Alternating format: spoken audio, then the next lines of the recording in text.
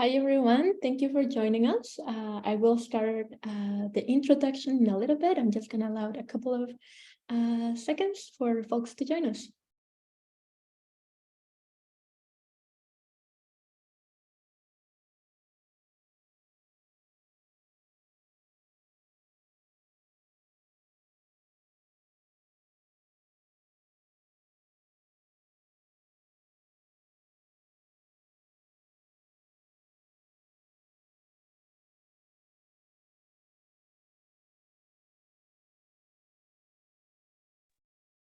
Wonderful. Hello, everyone, and welcome to today's conversation on collecting with collector Yves Pierre-Louis and gallery Hugues Charbonneau. Thank you so much for joining us here today. My name is Fauni Barra, and I'm the Public Programming and Residency Coordinator here at Griffin Art Projects. Before we begin, I would like to acknowledge that our work takes place on the traditional, ancestral, and unceded territories of the Squamish, Tsleil-Waututh, and Stolo nations, to whom we are deeply grateful. As well, we would like to thank Canadian Heritage, North Vancouver Recreation and Culture, and the Friday Foundation for their continuing support of our public programs. If you would like to see live captions displays for today's presentation, you can enable this by selecting the CC Live Transcription button at the bottom of your screen. Please note that not all names will be accurate, but the caption will hopefully reflect most of the conversation. We are also recording this webinar, and it will be published with revised captions at a later date. You can check out our digital archive to find this recording, as well as past public programs, including artist talks, exhibitions, tours, and more in our website. I'm just gonna copy paste the link for our digital archive so you can check it out. You can check it now in the chat box. And lastly, if you're experiencing any issues with the Zoom interface, we will also be live streaming today's conversation through our Griffin Art Project's Facebook page. So you can watch from there as well. While you're at it, you can also give us a follow. I'm just gonna drop that link also in the chat box. And it's there now. Okay, so moving right along. I'll just mention that there will also be a chance at the end of today's presentation for questions. So if at any point throughout the conversation you have a question for our presenters, feel free to type it in the Q&A dialog box, which is also at the bottom of your screen. You may also choose to raise your virtual hand, and I can unmute you so you can ask your question live. As mentioned, this conversation is being recorded, so if you choose to post your question live, your voice will be captured in the recording. So anyways, after this housekeeping notes, I am so excited to introduce gallerist Hugues Charbonneau, who will be guiding the conversation with collector Yves Pierre-Louis along with myself. So so excited to get started with this program. Hugues Charbonneau was born in Montreal, no, in 1975. He began his career in the visual arts at the Regis Museum of Contemporary Art and then at S Magazine. He founded his gallery in 2012, Gallery Hugues Charbonneau, which is a contemporary art gallery based in downtown Montreal. Its exhibition program celebrates the cultural diversity and innovative potential of contemporary metropoles. The gallery accompanies artists, curators, and collectors through exhibitions within its walls, public artworks, art fairs, and collaborations with museums and biennials. Collaborators of the gallery have exhibited at the Venice Biennale, the Arc Biennale, and the Whitney Museum, also the Power Plant and the Montreal Museum of Fine Arts, among many other institutions. So Hugues, do you join us, please? Hi, everybody. Is the sound okay? The sound is great. Perfect. Well, thank you, Fanny, for the introduction. I guess now it would be my turn to introduce Yves, if that's okay with you, Fanny. So I didn't prepare anything formal, but what I would say first and foremost is that Yves has become a very close friend, which is the most important thing for me. He came into my life about 3 years ago, I think. At the time, I was letting artist Manuel Mathieu use my gallery as a studio, because he was preparing a very large project for a Gagosian gallery in London, and he needed a space. And my friend Gaëtane Vernat came to visit Manuel because she had recently curated a show of Manuel's work. And she came with her friend, Yves, and that's how Yves came in my life. And we connected around the art. He was immediately extremely friendly to the artists, very curious, and I really appreciated the interaction he had with Manuel. And so that's how our journey started. But to offer more background on Yves, he works in the field of technology, and he moved to Canada with his father in the 60s, and that's because of what was going on in Haiti and the Duvalier dictatorship. And so they came to Canada. If I'm correct, and Yves can correct me on that, he grew up in Montreal, in the same neighborhood as I did, which is Montreal North, where a lot of the Haitian community is based. And his collection is actually, and I don't want to kind of talk for him because I think we'll get to ask him all kind of questions about that, but certainly is a collection that's not about speculation or market, but rather about community. And I think it's important for Yves also to, or he's been really great at supporting artists from different diasporas in Montreal, and I think Afro-descendant and Haitian descended artists really speak to him. And I think he has really a key collection in Montreal in terms of those artists and art in contemporary art in general. But what I really appreciate is how present he is, how he visits the artists, wants to meet with them, support them to his thoughts also. And so it's a real pleasure to have him in our community. Good afternoon, everyone. Thank you very much, Hugues, for this wonderful introduction. And thank you, Fano, for the invitation to participate in this conversation. Wonderful. Thank you so much for introducing Yves, and thank you so much, Yves and Hugues, for accepting the invitation to be here. So to get the conversation started, I will just pose a very general question, but hopefully generative. So Yves, if you can tell us a little bit more about how and why did you become a collector? It wasn't something that I had planned or intended. I think it sort of happened by accident. Back in the mid-'80s, I had a friend, an American friend, who has a brother who was experimenting in the arts, and his brother had some artwork that he presented to me, and I got very interested and excited and acquired my very first piece of art from my friend's brother's collection. As we mentioned earlier on, I had the opportunity to come to an exhibit at Hugues Gallery and was introduced to Manuel Mathieu, and that really piqued my curiosity, and then began this wonderful relationship with Hugues Art Gallery and discovering the many different artists who work with Hugues, and then started seriously thinking about maybe building a collection and been acquiring pieces through the artists who work with you.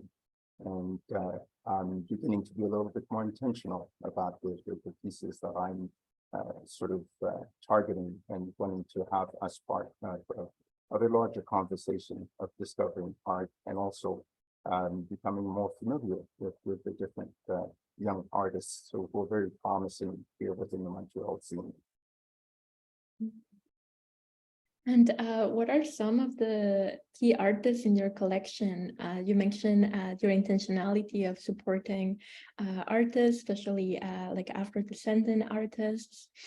So can you tell us a little bit more about that? And if you ever want to bring out some of the images that we have that you sent us, let me know and I'll just share screen again. Absolutely. One of the artists that I'd like to start with is Manuel Mathieu. Manuel's work speaks to me particularly because of our shared and common heritage. Manuel is a young artist of Haitian origin, and perhaps you can bring up his piece on slide number 9, actually 2 pieces on slide number 9. Here we go. These two pieces, Analogy of the Sun and Dear Melancholy, these were two pieces I think that really embody a lot of Daniel's work and intention. Daniel uses colors very boldly, and these colors or colors that speak to me in a very profound way. In the Analogy of the Sun, what first captivated me is the sense of communication of being trapped, but at the same time not trapped. You have a figure that seems to be connecting with a sense of the divine through a sort of lightning rod that is reaching out to beyond and sort of breaking boundaries and going beyond spaces that would typically confine one. And that when I saw that work, it spoke to me religiously, so I gravitated towards it, and that's one of the pieces I really appreciate out of the pieces I've got from Daniel's works. Likewise, for Dear Melancholy, I was particularly struck by the combination of figures and shapes and colors that are presented in that. And perhaps I'll pass the word to Hugues to expand a little bit more on Analogy of the Sun, because I know Hugues knows a little bit more in the history of Analogy of the Sun than I do. But my personal connection to these two pieces, or largely representative of my attachment to Manuel's work and how he represents his emotions on the work that he does. Well, An Analogy of the Sun was painted in 2016 when Manuel was completing his MFA at Goldsmith College in London. And it's a piece where Manuel is referring more clearly to art history. In this case, it's Michelangelo. And it's basically that scene where God and Adam are touching each other, you know, that with the fingers, that famous Michelangelo scene. But I think Manuel did not want it to be in that kind of more Catholic background, but rather as making it as something wider. I think for, and not to go specifically in that piece, but if we look at what Manuel is doing in general, what he's, I think, talking a lot about is, well, there's a spiritual aspect, which is something actually that I still have to learn about, or learn to bring this into my vocabulary about art. I was trained in a very intellectual way, as most people are in Canada, in a kind of a post-conceptual period in Canada. But Manuel deals also with spiritual aspects in his work, and in this particular painting, it is the case. But also Manuel deals with the idea of historical violence. He grew up also a bit like Yves' family left because of the Duvalier dictatorship. Manuel grew up right after the dictatorship fell. And so basically, what does it mean to grow up in a place where people need to forget so they can move on, so they can live with each other, because the population was so split. And also there was so much violence that they were inheriting from. So so that certainly is part of his work. Also, I think there's, and you'll see it in some of the paintings, maybe a desire to reconnect with nature on some level, like the ambiguity between a human figure and the lagoons, for example, would be another theme that comes back. And also something else I might put out there as a key. I often think of Manuel's work practically like a bruise. You know, when we look at a bruise, we first have a repulsion practically to it, or it's something organic. It reminds us of our ephemeral quality and the fact we're very vulnerable. But at the same time, when you think of it, a bruise is something that heals, and it's our capacity to heal, to rejuvenate ourselves, and to move forward.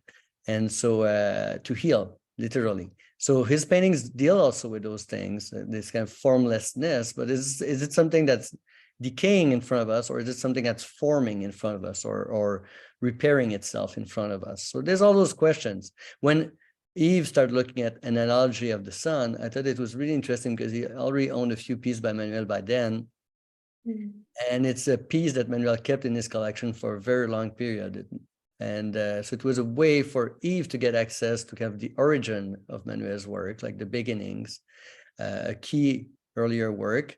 And it was a way for me to make sure that that key earlier work would stay at reach for us, because I knew Yves is very generous and allow us to borrow paintings for exhibition. So it was a perfect match. There was a logistic, there was a heartfelt gesture at the same time. And I think it's interesting. It adds just another angle to Yves' collection, because he has many works by Manuel, but that one is of a different nature. It quotes art history. It situates Manuel within a continuity of art history, but at the same time, he reappropriates it and brings it on a terrain that different from Michelangelo. The bodily aspect and some of the interests of anatomy of Michelangelo are there. Certainly the kind of spiritual aspect of Michelangelo in that period are there, but in a different terrain altogether. And hearing you sharing all those aspects of the painting and motifs of the painting, and before we talked about other artists, I started to see some connections with some more of the artworks that you collect, Yves. But before we move on to those ones, I wanted to ask, like, hearing Hugues like sharing this background, is there anything that you particularly connect with of like this artist's interests or explorations, either like in form or in content? Why did you like settle on this paintings? I guess a bit like it was saying earlier on, Manuel, in my opinion, is as much a technical artist as he's somewhat cerebral. And you'll correct me if I'm going a little bit off, because you know Manuel a lot better than I do. But I think in his representation of his works, there's always a conversation going beyond what you see on the painting, and that's what I like about Manuel's work. It's the ability to find something that you can connect to or with, and I see his work as being very universal. Though we both come from a shared history of a country that has a lot of trauma and that's experienced a lot of violence, there are ways in which he sort of deals with these different thematics in his work that is not off-putting in a way that you recoil through your watching or appreciating the work. You may get a first sort of sense of opposition to the work, but as you study and look deeper into his work, you get a greater sense of what he's expressing and what he's accomplishing. And that's definitely one of the key things that I take and appreciate from Manuel's work. You have two more works by him. Would you like me to share them? Absolutely. On slide 10, I believe. The next one, yes, that one. Yeah. So there's a specific story with the first piece to the left of the screen, I guess.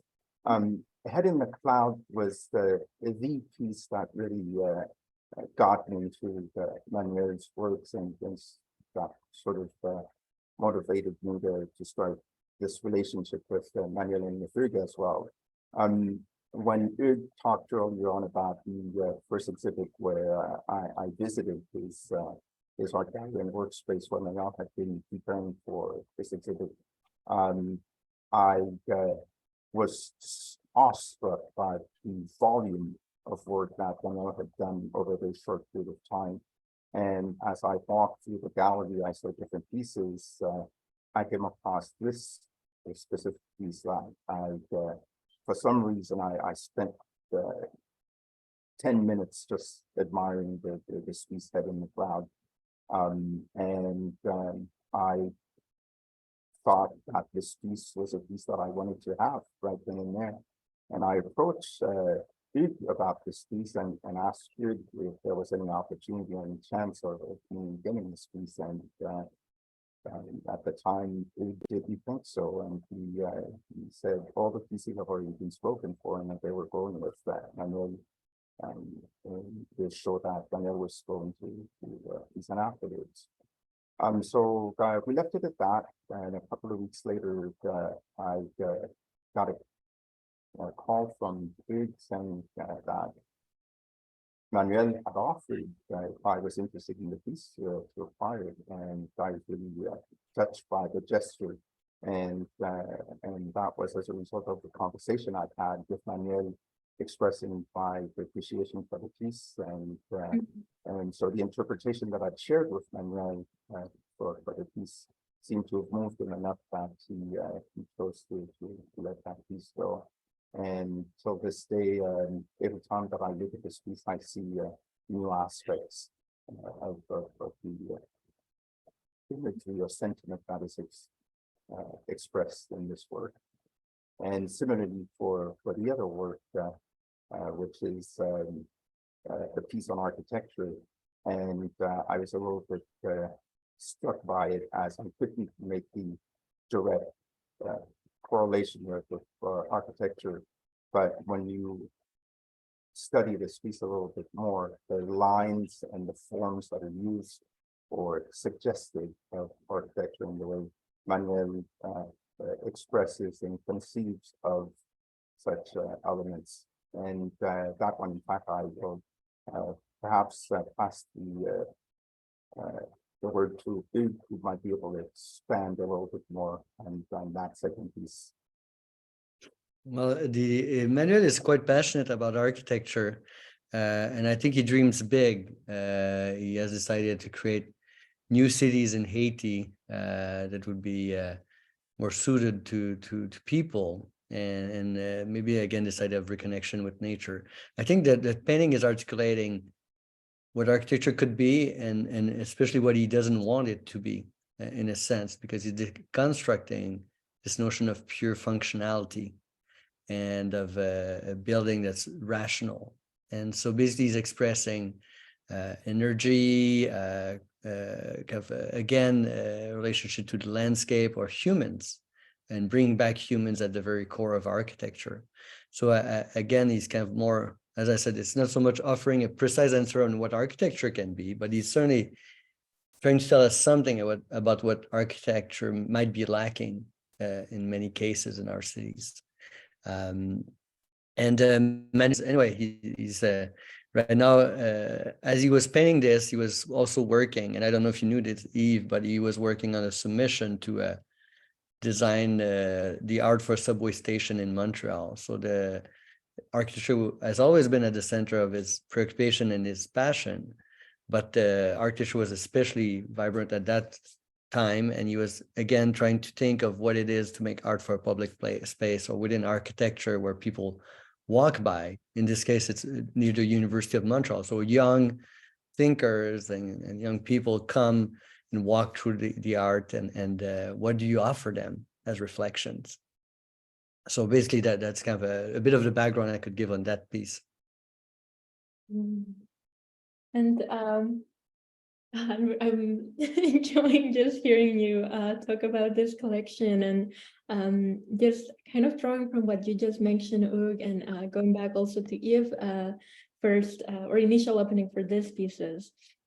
You're talking about like architecture and the artist thinking about, in particular, like public art and the relationship that young thinkers will have to the art. And Yves, you mentioned like you seeing the painting for the very first time and spending 10 minutes just taking in it with your body, and like I just started seeing like this connection of like bodily affection to art. And I'm very interested in the investment that you both have, Hugues as a gallerist and Yves as a collector, in developing relationships with the artists, just as Manuel is reflecting on the relationships viewers of his artwork will have with their work.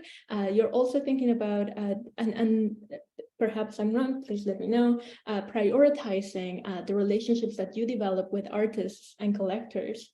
So can you talk a little bit more about that? Is the question towards both of us or Both of one? you, yes, both of you. Mhm. You go ahead, Hugues. Okay.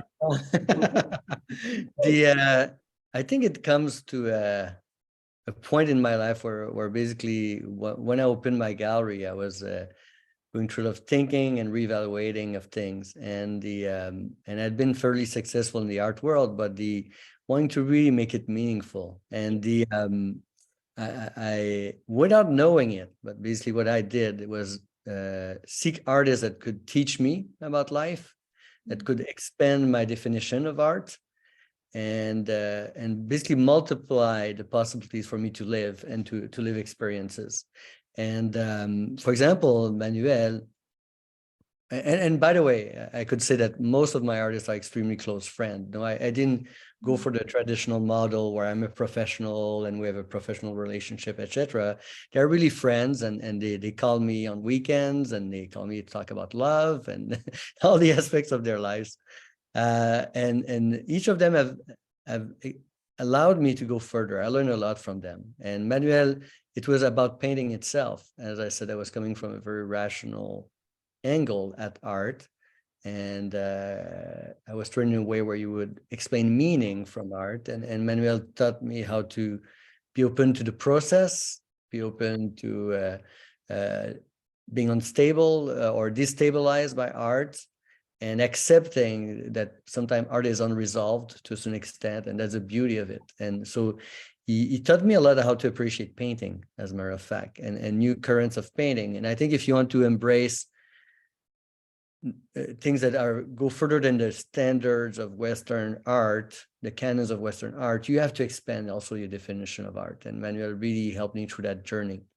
I could say that Karen Tam, for example, really introduced me to cultural studies. I knew about cultural studies and the thinkers behind cultural studies, but she really, in the practice of how you work with artists, helped me accompany them, allow them to express their identities, their different relationship to art and to curating exhibitions. So I've learned from every single one of my artists, and it could be a bit cheesy to put it that way, but it's a bit like being a parent where you learn a lot, you relive your life through your children, and you re-experience what it is to be in school, you re-experience what it is the first Christmas, you re-experience this and that. So with each of my artists, I had the opportunity to expand my life and deepen it, and I feel extremely privileged. I feel that I'm living a very full life because of them. And because of that, when I reflect on the possibility to collaborate with an artist, I don't think instead of an artist that I'm familiar with, I don't go for an artist that I'm comfortable with necessarily. And I don't go for an artist, how could I say, if I have all the keys to understand the art practice, I'm not that attracted by it. No, so basically there's this idea of a journey and of expanding it. So it's a personal journey to a very large extent. And I think the artist, that's the basis of our relationship, is that they know that I'm not at the top of everything in my game, and that I'm coming to it in a very vulnerable way. But at the same time, I think there's something to be said for that in a relationship between a gallerist and an artist, when it's a relationship that goes both ways and we both learn from each other. For example, when I mentor young artists, I have a mentorship program. I see it as not me teaching them things about the art world, but about us learning about the art world together. And that's a relationship I have with my artists too, I think. To you, Yves. I guess somewhat like you, it's really about the connections to people to me mostly. And I'd say that I became an art collector more by accident than by intention.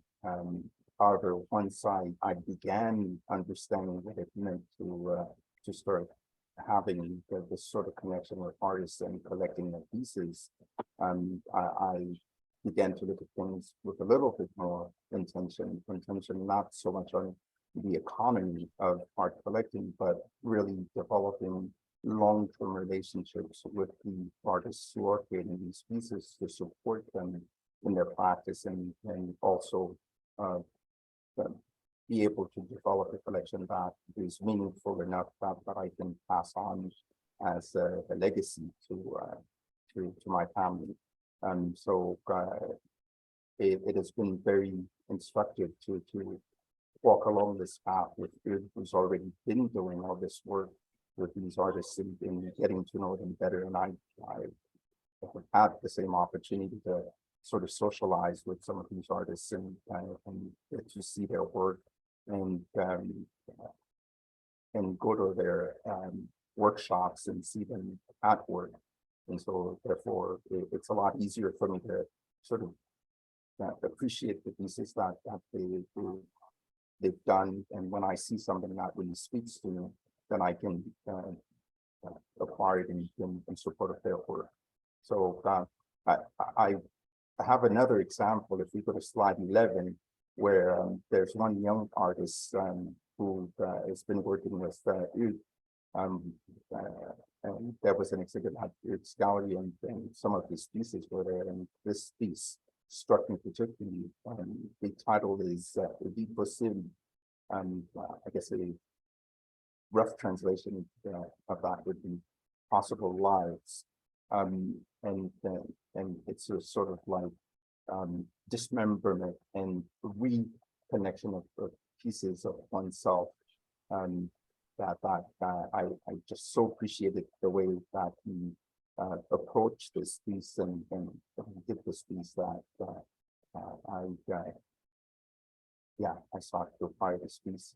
But perhaps you can tell us a little bit more about Patrick's Sure. history and So Patrick Henry is a young artist who was born in Haiti in Port-au-Prince and lived in Montreal. That's where he did his BFA at Concordia. And right now he's doing his MFA at Yale, which is quite incredible. People who know how hard it is to get in Yale will appreciate that.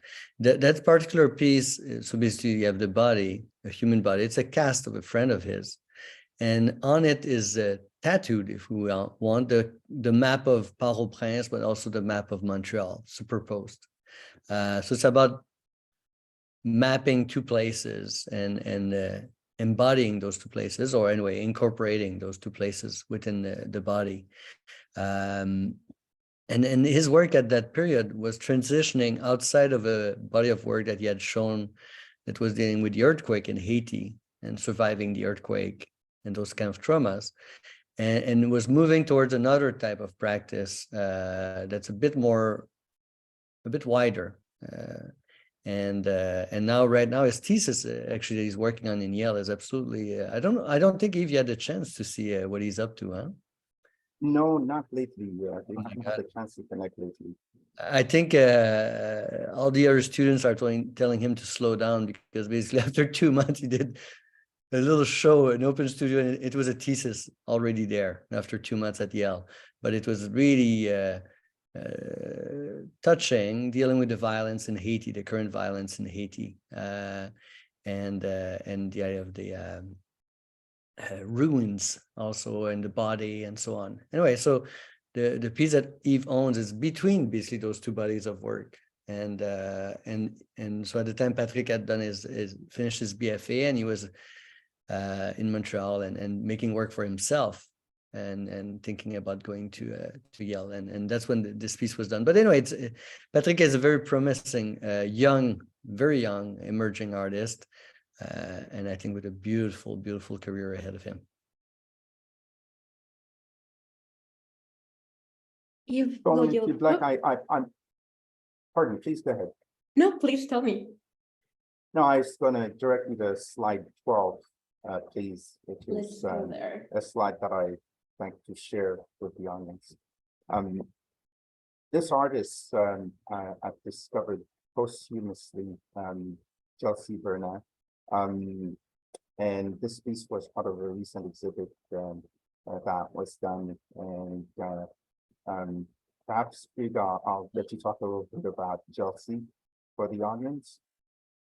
Well, I have to be really careful, because I think Ethan is listening to us, and she's the sister of Chelsea. So, but so basically, Chelsea Verna is the sister of Gaëtan Vernal, so a Haitian member of the Haitian diaspora. And the way I feel about Chelsea is that she was doing really stunning work in the 90s and earlier, at the time where the museums in Canada didn't have the tools to appreciate what she was doing.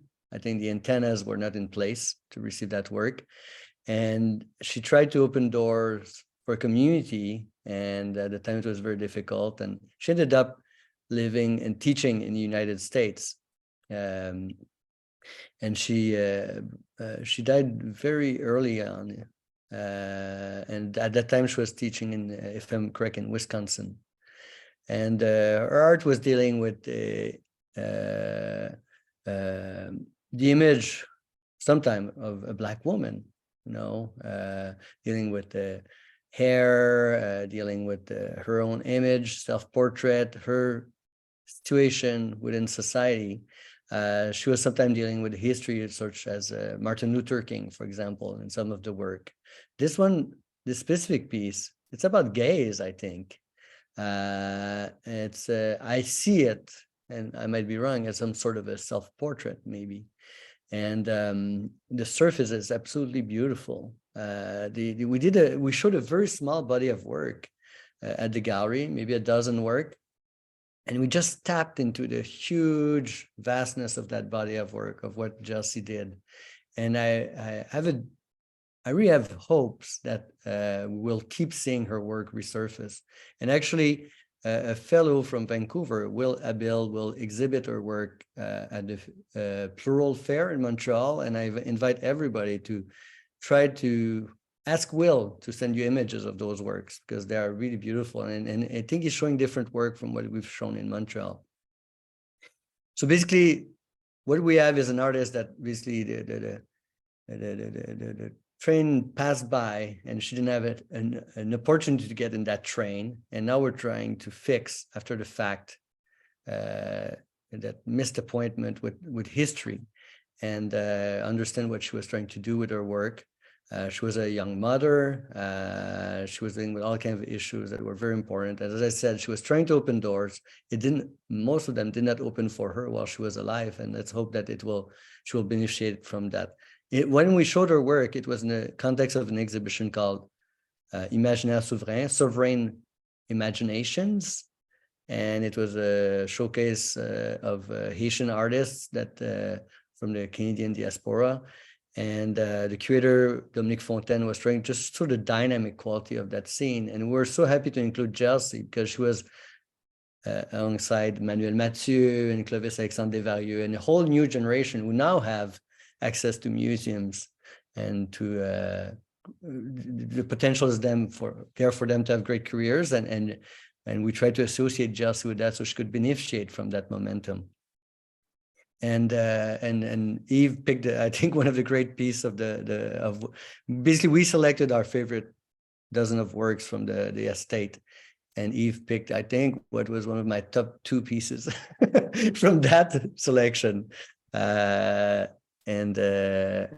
should have thought to send you finally a little installation shot of the groupings, just so people get a sense of the talent of Chelsea. Well, you can always send me that, and we can just share it on our website. We have to do that. We have several more pieces to chat about, so I want to ask you, how would you like to continue? Which slide you want to? So, Fawn, I'd like to maybe share one more piece that's focused on the Afro-descendant artists within my collection, and then perhaps we can move on. And that's slide 6. And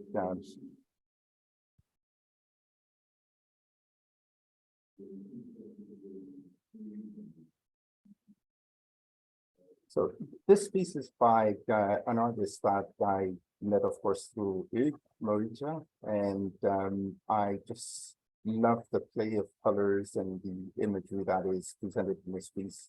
And I'd like to ask you maybe to talk a little bit more about Charbonneau and his work. And yes, please.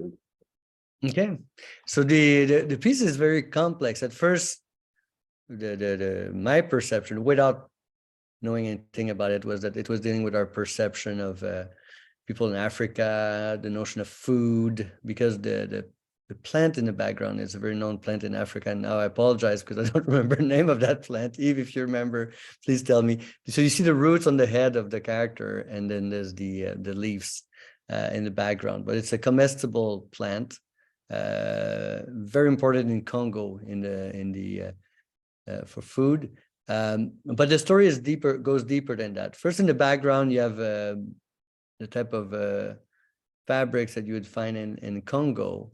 And those fabric, which actually, as a matter of fact, were designed also through Thailand. Anyway, it's a long story, but they're really rooted in the identity in Congo. But in the foreground, you have Morija. It's a self-portrait. So Morija was born in Congo. For the small history, he showed at the Dakar Biennale. He won the first prize there. He's a very important artist in Africa, and we're very lucky that he moved to Canada later in his life, and now he lives in Montreal. And he's preparing right now a solo exhibition at the Phi Foundation in Montreal, where we'll get to see a very vast body of work of his. But here he is representing himself in a bathrobe. And it comes from a story about basically mental illness in Africa. Mental illness is really ostracized in Congo. And there was this man in his village that suffered from what I think would be schizophrenia. And Morija and his family would feed that man every day. So Morija would get up, get some food, and go out and feed that man. And this is images about how he thinks that man would see him. So basically, as a source of food. But it's a larger reflection on community, food, and how food can bring people together and can be inclusive, can offer inclusive gestures. And it's interesting how sometimes to talk about very large issues, such as the situation in Congo, you can use very personal stories. And I think the work of Morija often starts from very biographical aspects, very, very personal stories, but he's tapping into the history of colonialism in Congo and how the Belgian government owned, to some extent, people in Congo, or claimed they were owning people in Congo. Denied their religions and their languages, multiple languages, and so on. So as you surf through the art practice of Morija, you come across all those issues and the complexity of those issues, but it stays extremely personal at the same time, and you use biographical elements to talk about this. So this is a very good example of this, a very personal story about his village and that man in the village. And at the same time, it talks about Congo and trying to go beyond the cliches and the stereotype, but go in the specificities of his life and in the specificities of some stories within Congo history. If will you maybe like to share a little bit more as to why this artwork called to you and like the intentionality behind your collection? Sorry, Fawn, I didn't hear that. Yeah, let me know if you can't hear me, because I can see that the captions are also not quite capturing what I'm saying. But yeah, I was saying like if you could talk about like the reasons why this artwork called to you and your collection, specifically how it relates to the intentionality of collecting artworks by Afro-descendants.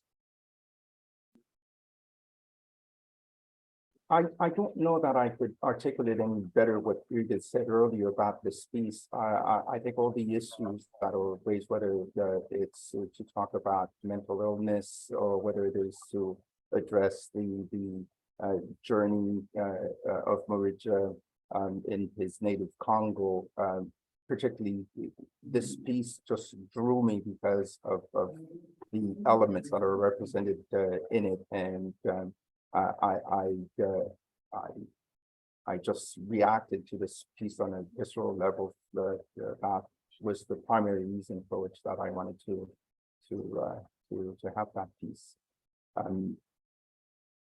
Yes, so that's where I'm at with this piece. However, I would like to bring attention perhaps to another piece that I see we don't have much time left, and I'd maybe like to bring us to slide 13 and start a conversation on the works of another Afro-descendant artist who is Gordon Shadrach. And Gordon doesn't have a relationship with Hugues because Gordon is a Toronto artist, and I discovered Gordon Shadrach through United Contemporary in Toronto, who I also have developed a relationship with. Gordon's work focuses primarily on changing narratives about Afro-descendant people. This particular work of Gordon Shadrach's is based on a painting that was done by John Simpson. And John Simpson is a British artist who did a painting in 1827 of a captive slave. The title of John Simpson's work was called The Captive Slave. And in it, John Simpson wanted to represent what a captive slave looked like back in 1827. And apparently his work was only shown once, and then it didn't appear or was put away and didn't reappear until 180 years later at the Art Institute of Chicago when they purchased it in 2008. So when that piece reemerged, I believe that's when Gordon Shadrach first got knowledge of that piece. And he wanted to reimagine this piece. And his reimagining of it is a sort of symbolism and representation of how Black men are perceived, seen at the same time, not seen, and his choice to put him in camouflage sort of speaks to that, where often in contemporary life here, Black men are ever present, but not necessarily seen. And so this is sort of play on that theme that Gordon is sort of working with in this painting, this thing. So this work is one of the first works that I acquired by Gordon Shadrach. And Gordon continues his work, and if we can take a quick look perhaps in these subsequent slides, where Gordon has a show currently going on at Spadina House. And this series of works at the Spadina House is part of the exhibition called Dismantle.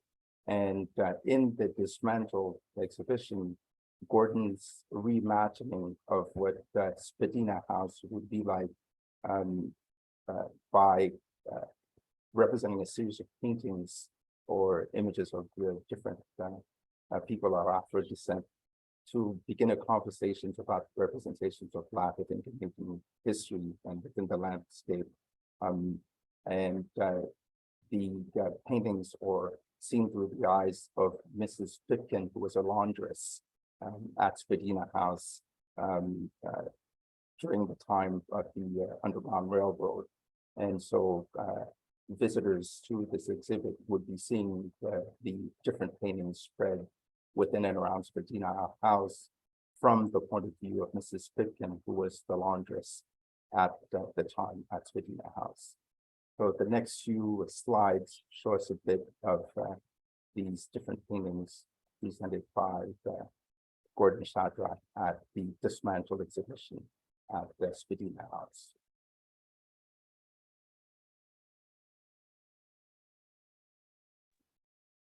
Just spending a couple of seconds with each slide so that folks get to see the artwork. But if you want to stop at any particular one, just let me know, or we can go back to whichever slide you want. No, perhaps just go through each of the slides to give a bit of a sense of the exhibit. As we go through these slides, I just want to remind the audience that we are heading to a short Q&A period. So if you have any questions that you'd like to ask Hugues or Yves, now would be the time to start posting it using the Q&A dialog box at the bottom of your screen.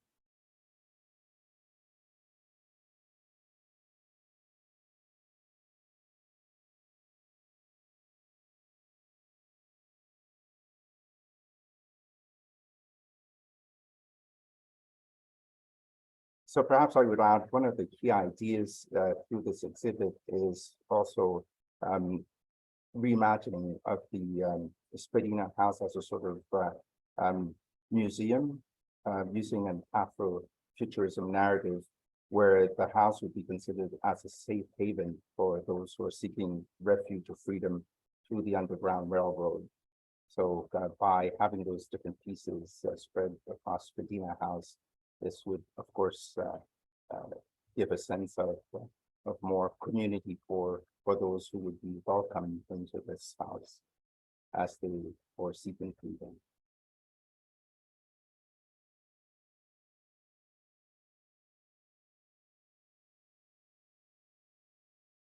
We already have a question in the Q&A dialog box, but I want to make sure that we go over the installation pics. That perhaps might be the last one. Do you want me to return to any specific slide? So we have it at the background for the Q&A. Yes, perhaps we can just move to the first slide of dismantle, which I think would probably be apt. Yes, that one. So I see a first question about whether or not I collect from Black women artists. Yes, I have pieces by Black women artists, and one of them is Tashelle Knowles, whom I've recently discovered, but unfortunately I don't have that painting as part of the collection that I shared with you. But yes, I do also collect from Black women, not just Black men. Gender aside, I collect pieces or works of art as they speak to me, whether or not it's from Black men or Black women. And I have other pieces in my collection also that are from other artists of varying communities. And we didn't get to cover those because there's a limited amount of time. But some of them are also artists who work with food. There's one artist, Leila. You correct me if I'm pronouncing her name incorrectly. Leila Ali. Yes, she's Iranian. She's of Iranian descent. And I also have some work by Ali Gattar, alligator, play on words. Some of her work is very whimsical and really a lot of fun.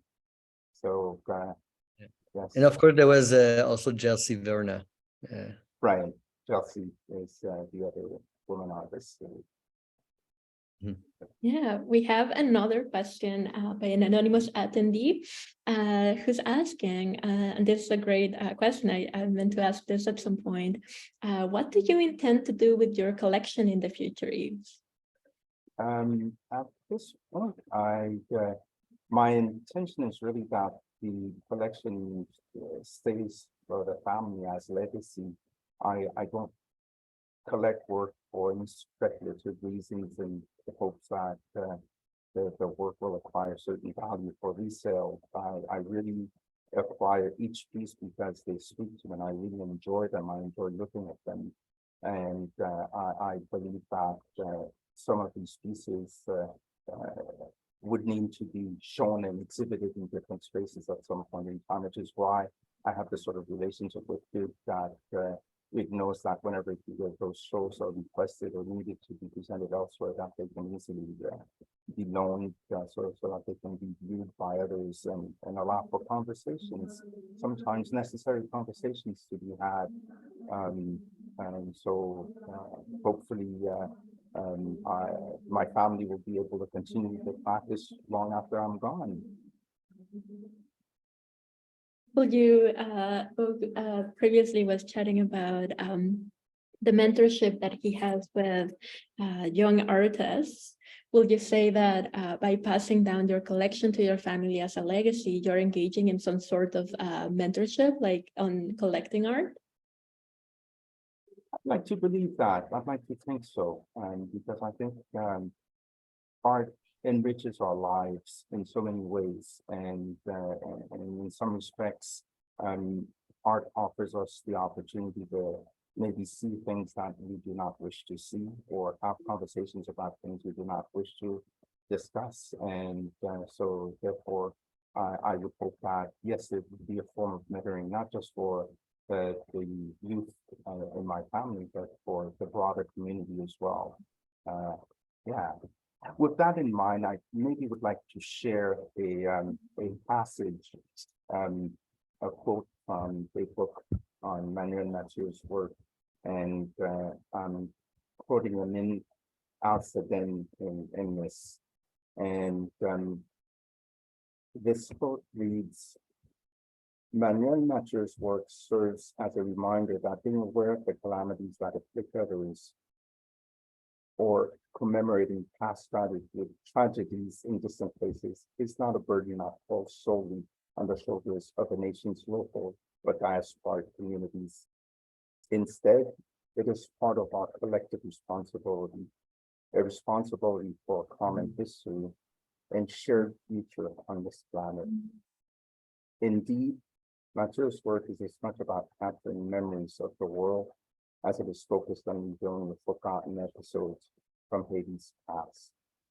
For him, countries, just like individuals, can experience dramas that leave marks on humanity's collective psyche, marks whose impact we may never understand.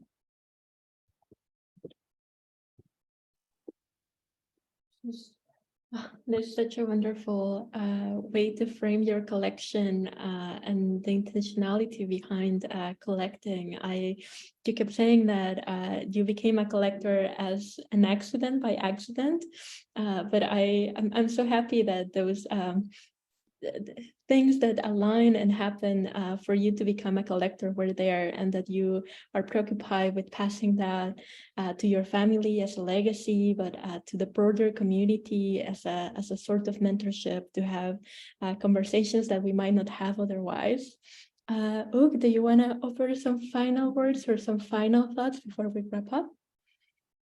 Well, about this idea of legacy, what's interesting is that at the gallery we show artists that are of African descent, but also of the Chinese diaspora or First Nations, and sometimes people ask me, how do collectors react to that? And what's interesting is behind that question, what they think is that, of course, my collectors would be white people who would have to show an interest towards that. But what if the collectors are of Haitian descent? What if the collectors are of Chinese descent?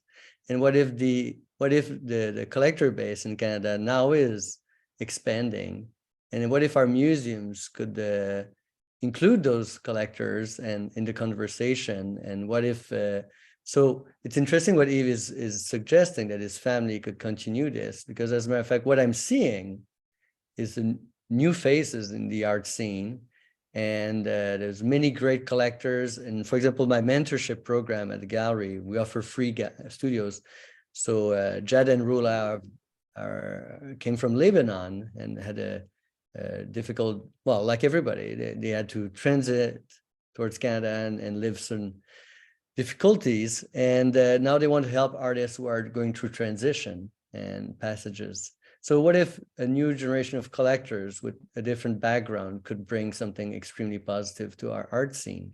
And so that's why I think it's especially meaningful what Yves is doing, and how we foresee a future in his collection that has nothing to do with speculation, financial speculation or financial gains, but rather falsifying this idea of like bringing new voices to collecting and bringing new people to participate in the community and get involved with the institutions and give them new directions and new possibilities. Yves, same question goes for you. Do you have any closing words or thoughts before I say my outro? May their work continue on all fronts, and may more people be interested in art collection, and maybe continue contributing to making this world a better place. Thank you so much, Yves. And thank you as well, everyone, for joining us today for Conversations on Collecting with collector Yves Pierre-Louis and gallerist Hugues Charbonneau. We hope to see you at our next event this Sunday, April 9th, for an artist talk by the winner of the Emerging Indigenous Studio Work. I'm gonna put the link for registration there in the chat box, so you folks may attend. We're very excited about that talk. And also a reminder that our gallery at Griffin Art Projects has an exhibition, Alibaba Conundrum. We're open Friday through Sunday, noon to 5 p.m. And you can find out more about Griffin Art Projects and maybe even subscribe to our newsletter by going to our website, and just right at the bottom, you can sign up for our newsletter with all of the events, public programming, exhibition, and that way you won't miss any other conversations and collecting with just wonderful artists and collectors that we have here. Thank you again, Hugues. Thank you again, Yves. It's been such an honor to hear you and to see the collection that you have, and just thank you. Thank you for your time and for your words. Thank you, Fanny. Thank you. Thank you. Fanny. Okay, Thank we'll you. be in touch. Bye.